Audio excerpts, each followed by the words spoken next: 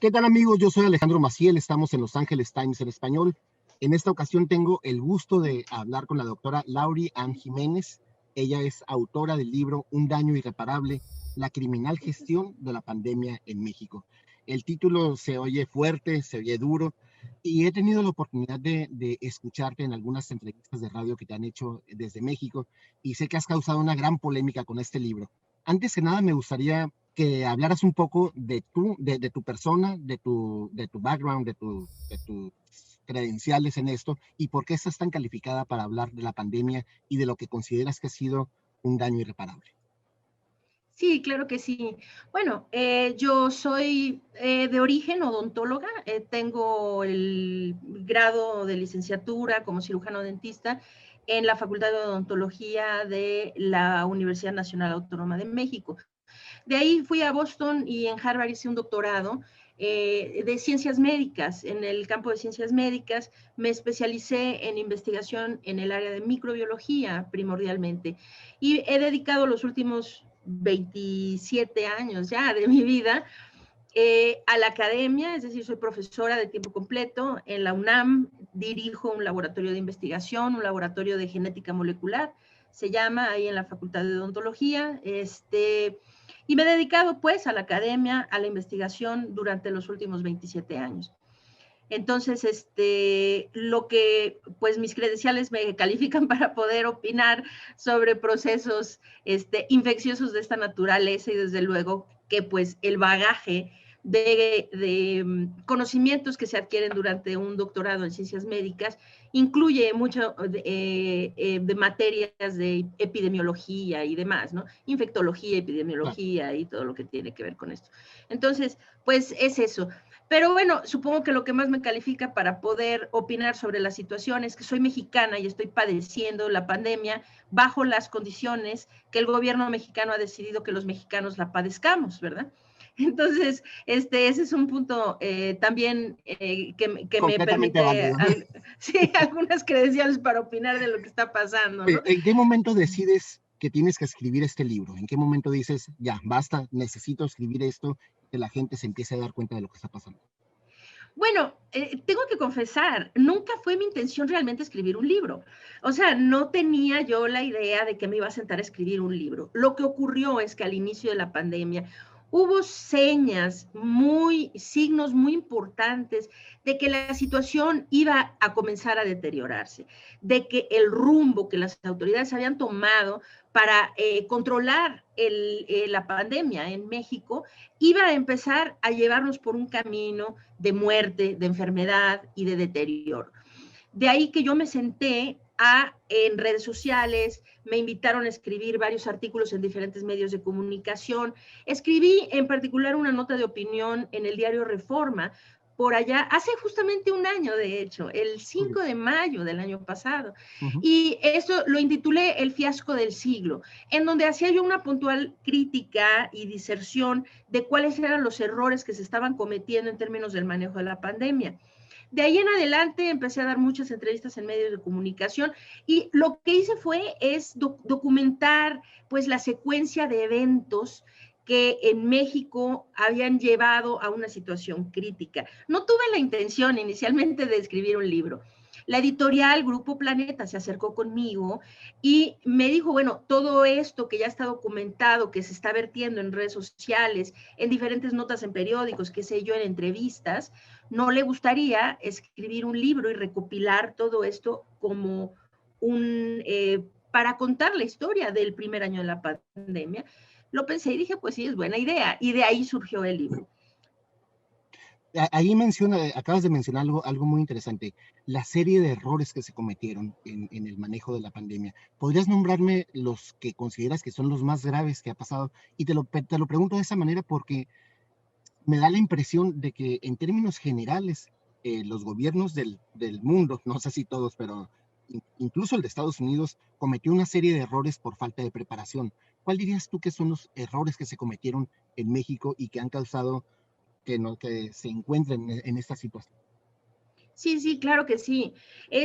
Algunos, pero me llama la atención la pregunta y de su pregunta se deriva uno de los errores fundamentales. En México no fue falta de preparación, de hecho, en México tuvimos el privilegio de tener algo que acá prácticamente el resto del mundo le faltó, y eso fue tiempo.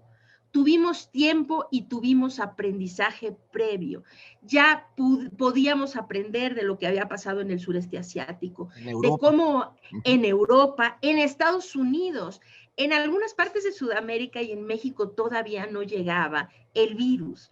Entonces, tuvimos este tiempo y tuvimos la experiencia, primero cómo se diseminó el virus, se propagó por el sureste asiático, por el resto de Asia, acabó en Europa, y los errores que en Europa se cometieron, los errores que en Estados Unidos estaban cometiendo y los aciertos que se cometieron los aciertos que se tuvo en el sureste asiático, en donde mientras que la pandemia azotaba de una forma realmente muy lastimosa en Europa y en Estados Unidos, el sureste asiático comenzaba a controlar el problema.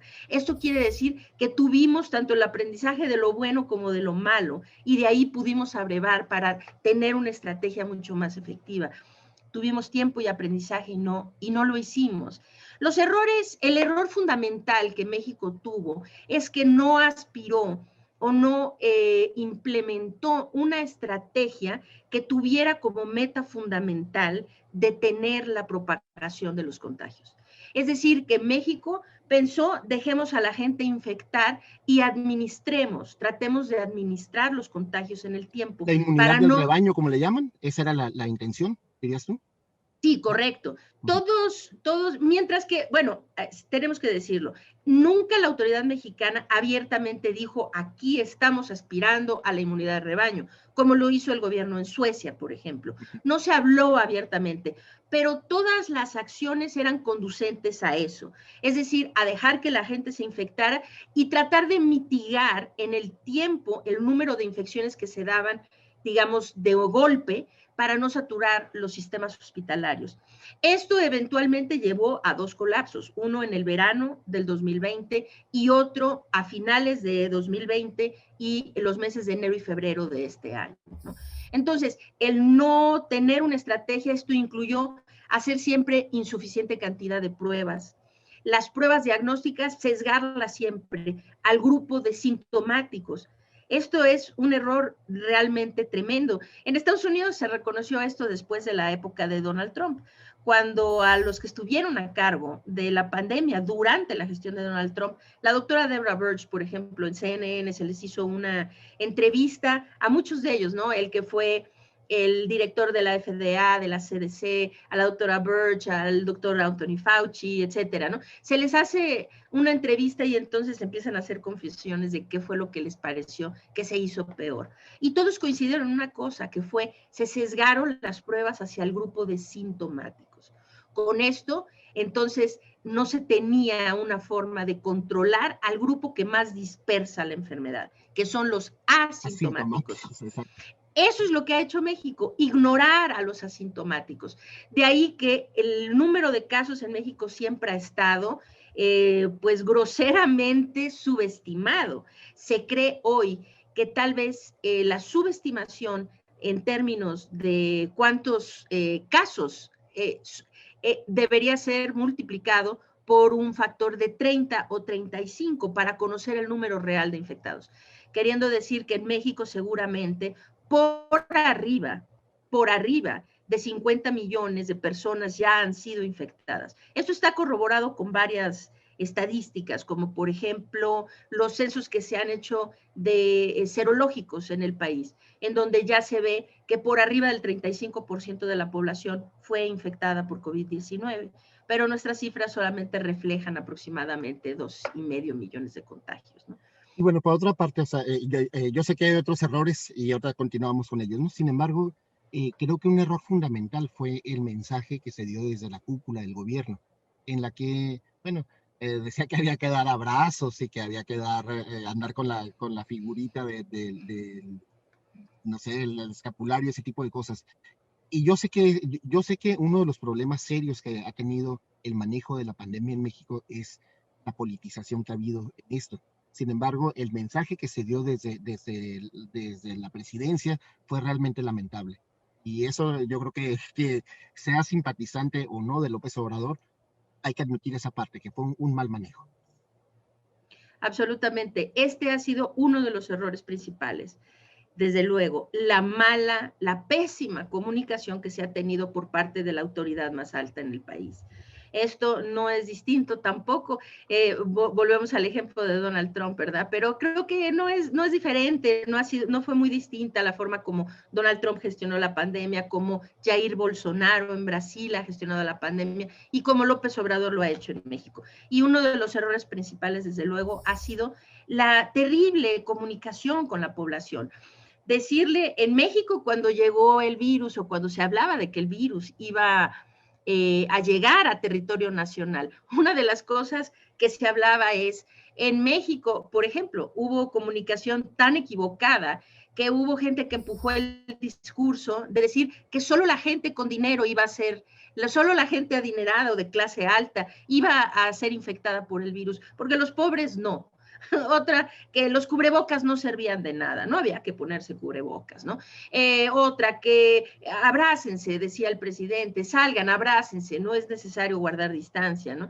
Es decir, todos los mensajes fueron muy equivocados y lo que fue más insidioso de todo fueron los mensajes del subsecretario de Salud, Hugo López-Gatell, porque él, que sí es un hombre de ciencia, supuestamente, no supuestamente, él tiene una preparación científica definitivamente, ¿no? Él teniendo cúmulos de evidencia de que era necesario portar el cubrebocas, de que el virus estaba propagando por el aire, de que esto era una situación que se respiraba. Nunca, hasta después de más de 9 meses de que la pandemia estaba ya aquí en México, habló de utilizar el cubrebocas, nunca dio ese mensaje a la población, ¿no? Y dio mensajes muy equivocados, como por ejemplo, sabíamos ya desde el principio, desde probablemente el mes de abril o mayo de 2020, que la enfermedad la transmitían principalmente los casos asintomáticos, que eran los asintomáticos los principales transmisores de la enfermedad. Y aquí en México, el subsecretario de Salud continuaba dando el mensaje que los asintomáticos no podían propagar la enfermedad. Esto sin duda agravó mucho la situación en el país. Me llama la atención lo que dices, o sea, que un personaje como Gatell, que sí tiene un entorno científico, o sea, una preparación científica completa, haya cometido ese tipo de errores. ¿Fue un error o fue una política de Estado? No es un error, definitivamente. Es una política, es una decisión. Es decir, no se tenía que inventar el hilo negro ni el agua tibia, se sabía, ¿sí? ¿Qué se tenía que hacer para detener el problema? Habían ya casos de éxito, casos, ejemplos de éxito en donde se supo qué es lo que se tenía que hacer muchas pruebas, pero no solo muchas pruebas, hacer pruebas inteligentemente a las poblaciones asintomáticas para poderlos aislar, dar tratamiento temprano a las personas, esto disminuía la letalidad. O sea, había muchas cosas que México no era falta de información, no es falta de preparación del subsecretario. El subsecretario tiene un doctorado en la Universidad de Johns Hopkins, un doctorado en epidemiología en la Universidad de Johns Hopkins. Estamos hablando el nivel más alto de preparación, queriendo decir que no es ignorancia, no era falta de información, fue una decisión política consciente que se tomó de, a pesar de saber cuáles eran las medidas necesarias para detener el problema y disminuir la pérdida de vidas, se decidió no hacerlo. Entonces, el resultado en este momento de esa política, ¿cuál es? ¿Cuál es estadísticamente, cómo está México? México está en una situación terrible, es decir, México, bueno, en este momento México está en el estado de mayor incertidumbre que ha tenido durante toda la pandemia. Lo que había sucedido durante el primer año era para cualquiera como yo y otras personas calificadas en el campo muy fácil de predecir. Es decir, yo desde el mes de septiembre estaba diciendo, cuidado porque se nos va a venir un repunte, va a venir un repunte, va a pasar así. Y exactamente lo que fui diciendo que iba a pasar, pasó. Pero no porque yo fuera clarividente, ni mucho menos, sino porque esto se podía anticipar con facilidad. Ante una acción, siempre hay una reacción, y la acción era, no se estaba haciendo nada para detener la propagación del virus, pues la reacción era eso, tener muchos contagios, eventualmente muchos enfermos, muchos hospitalizados y muchos muertos. Fue lo que pasó. México hoy estaba hasta esta semana, hasta hace unos días, en la tercera posición a nivel mundial en términos con el mayor número absoluto de muertes a nivel mundial, solo detrás de Estados Unidos y Brasil. Ahora, con la situación tan crítica de la India, ha entrado en la cuarta posición. Ahora, México está reportando 218,000 defunciones en cifras oficiales, pero el gobierno también maneja las cifras de exceso de mortalidad, que precisamente antier se actualizaron. De acuerdo con la actualización de cifras de exceso de mortalidad, el número real de personas que han fallecido de COVID-19 en México asciende a 458,026 personas. Esto nos deja en la segunda posición en términos de número de muertes, solamente por detrás de Estados Unidos. Cuando hablas de exceso de mortalidad, ¿a qué te refieres? ¿Es un indicador que te permite saber qué? Permite saber las muertes que no han sido contabilizadas, erróneamente no han sido contabilizadas como COVID-19, cuando sí han sido muertes por COVID-19. Es decir, el exceso de mortalidad está calculado con base en años previos, vamos a decir los 5, 6 o 10 años previos, ¿no? Todas las muertes registradas, un promedio de todas las muertes registradas por todas las causas. Entonces se sabe que va a morir, no sé, 1,5 millones, 2 millones, X cantidad de personas en un año, y que fluctúa de una forma determinada dependiendo de la estacionalidad, ¿no? Entonces, cuando pasa algún evento importante, vamos a decir un huracán, un sismo, un desastre natural, una guerra, qué sé yo, entonces se registra un exceso, lo que se le llama exceso de mortalidad, queriendo decir que son muertes que no son por las causas que normalmente se presentan en esa región, sino por una causa extraordinaria, vamos a decir. Entendido. Entonces, lo que ha pasado en México es que precisamente porque se hacen muy pocas pruebas, hay mucha gente que muere sin tener el diagnóstico de COVID-19. Claro. De ahí que las cifras oficiales están subreportadas. A la estimación del propio gobierno federal de México de hace 2 días, el factor es de 2.27, queriendo decir que las cifras oficiales que se reportan deben ser multiplicadas por 2.27 para saber el número real de muertes. Y esto está reportado en cifras que también son oficiales, que se conocen como cifras de exceso de mortalidad. Un comentario que te quería hacer. Aquí en el estado de California, bueno, casi la mitad de la población está ya vacunada de una u otra manera, con una o con 2 dosis, ya por lo menos la mitad ya estamos de una u otra manera vacunados. Sin embargo, el gobernador del estado está a punto de una elección extraordinaria para destituirlo por el mal manejo de la pandemia.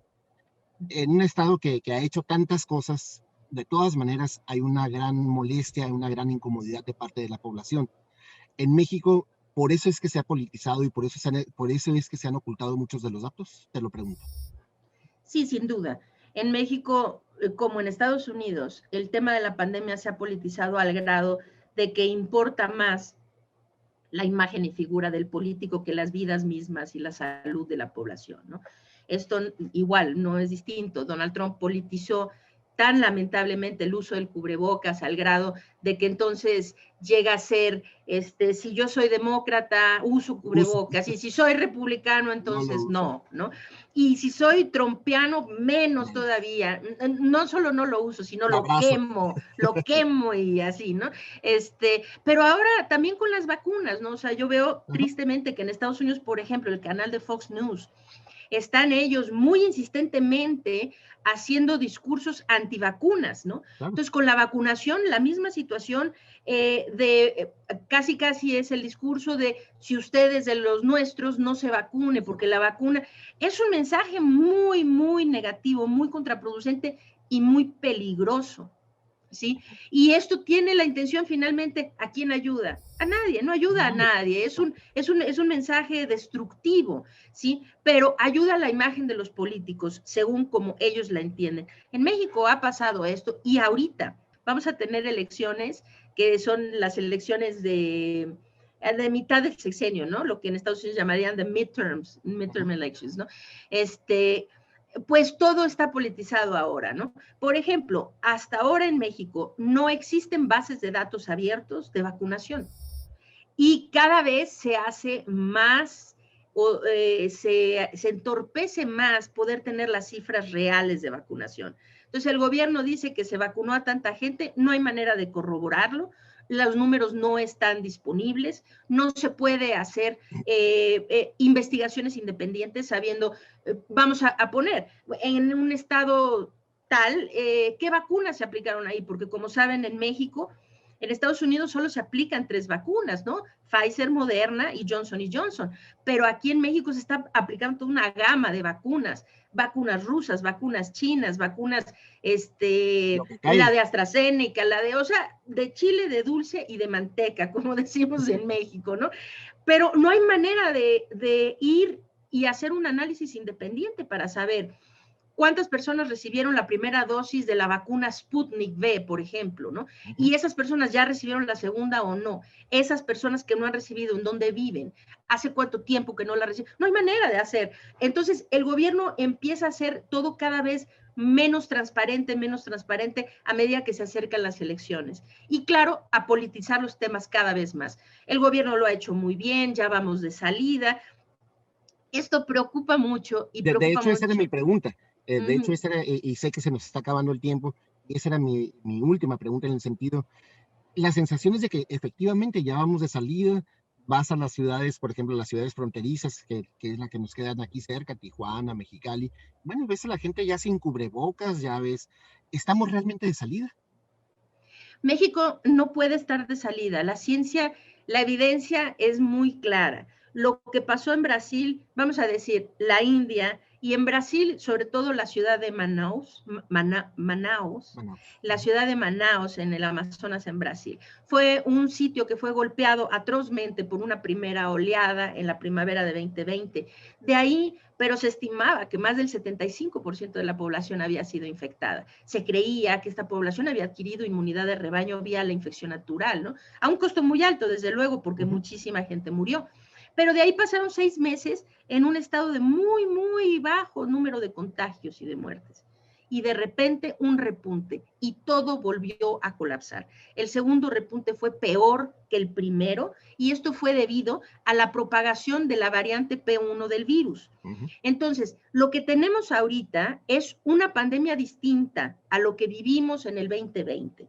Ahorita esta pandemia está siendo escrita por la rapidez de propagación de las variantes del virus y la rapidez de administración de las vacunas. Entonces, necesitamos nuevamente México. Estamos viendo los ejemplos en el mundo y no estamos aprendiendo. ¿Qué ha pasado con India? India fue un país que tuvo una primera oleada devastadora, posicionándolo en la tercera posición solo después de Estados Unidos y de Brasil en cuanto a contagios, a muertes. Fue terrible. Y de repente hubo una disminución. Ellos aplicaban muy bien las estrategias epidemiológicas de contención de contagios, con cubrebocas, con buenas pruebas, con aislamiento, con esto, ok, y disminuyeron y quedaron 4 meses con un número muy, muy bajo de casos y de repente ellos tienen otra variante que es la B1617.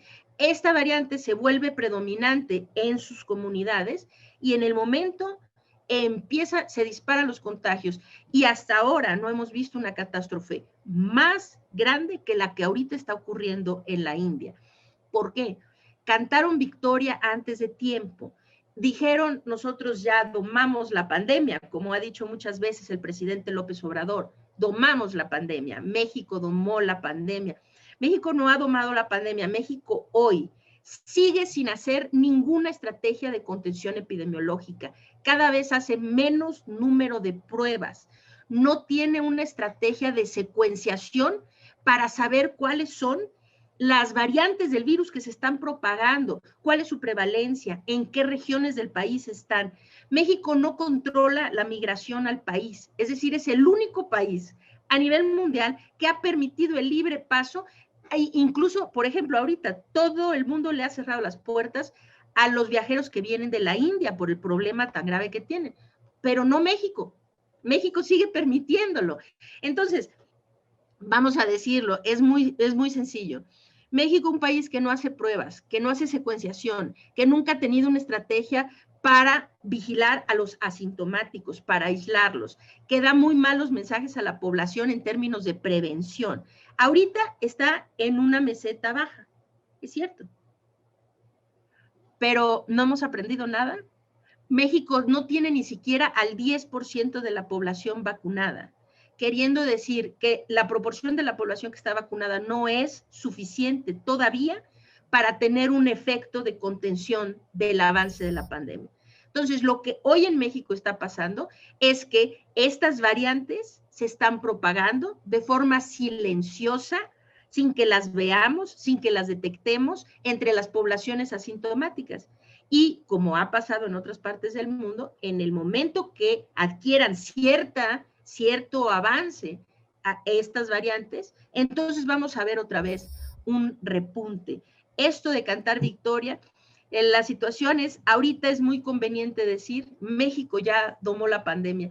Es decir, seríamos entonces un milagro mundial.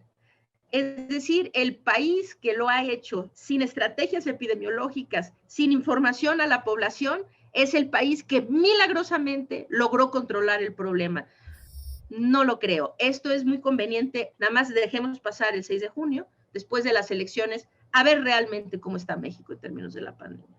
De verdad, Lauri, me dejas un panorama muy completo. Yo creo que todo el mundo sabemos, o sea, creo que ahora podemos tener una visión más amplia de lo que está pasando en México.